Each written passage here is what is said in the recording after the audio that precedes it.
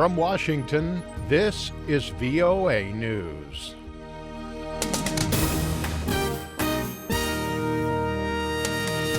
I'm David Byrd reporting. A series of attacks have rocked Paris with dozens of people reported killed. French President Francois Hollande has closed his country's borders after a series of attacks across Paris killed dozens. In a televised address, Hollande, speaking here through an interpreter, declared a state of emergency after the first attack. What the terrorists want is to make us afraid, to seize us with fear. And there is something to be afraid of.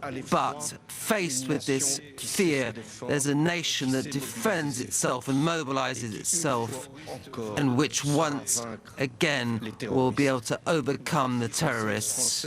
A French police official told VOA that 67 people have been confirmed dead in the attacks on restaurants and near the Stade de France in Saint-Denis. Officials say at least 15 people were killed at the Bataclan concert hall, and several dozen hostages were taken. There were late reports that a siege to rescue those hostages had taken place and had ended. At the White House, U.S. President Barack Obama called the attacks an outrageous attempt to terrorize civilians.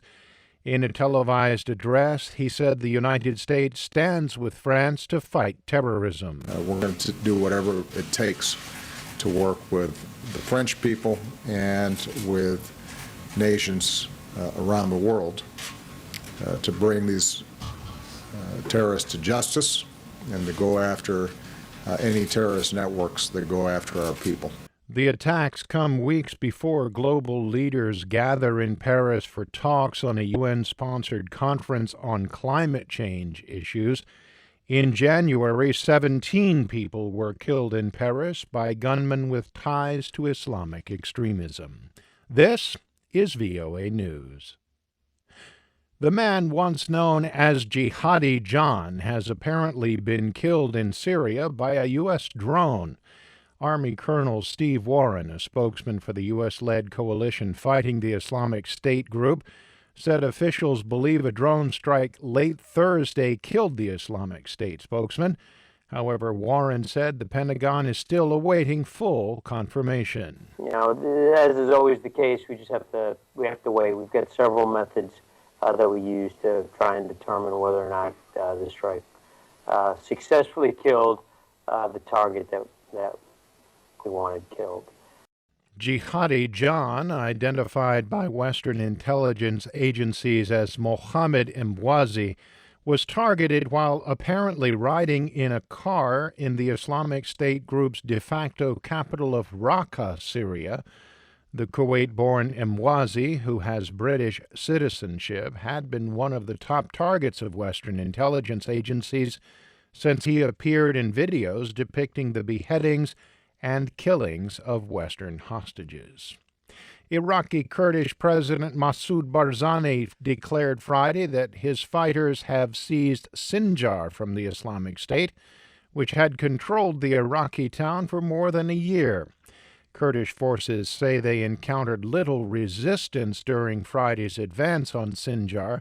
That suggests that Islamic State fighters may have retreated or possibly are biding their time for new fighting.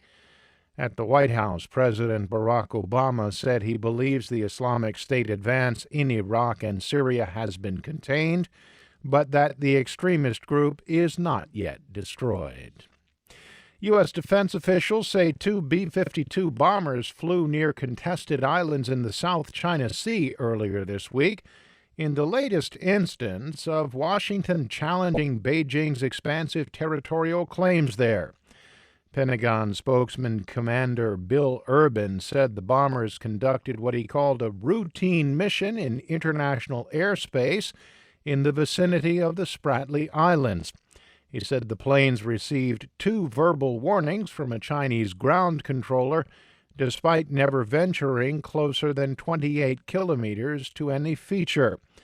The U.S. military has been ramping up what it calls routine freedom of navigation operations in the South China Sea, where Beijing has competing territorial claims with Brunei, Malaysia, the Philippines, Taiwan, and Vietnam. The U.S. Geological Survey says a magnitude 7.0 earthquake struck off southwestern Japan on early Saturday. Japanese authorities are reporting several small tsunamis on at least 2 islands. The Pacific Tsunami Warning Center earlier said there was no threat from the quake, which struck at 20 hours 15 on Friday. A tsunami advisory for the Kagoshima Prefecture and a string of small islands was lifted early Saturday morning. For more, visit our website. I'm David Byrd in Washington. That's the latest world news from VOA.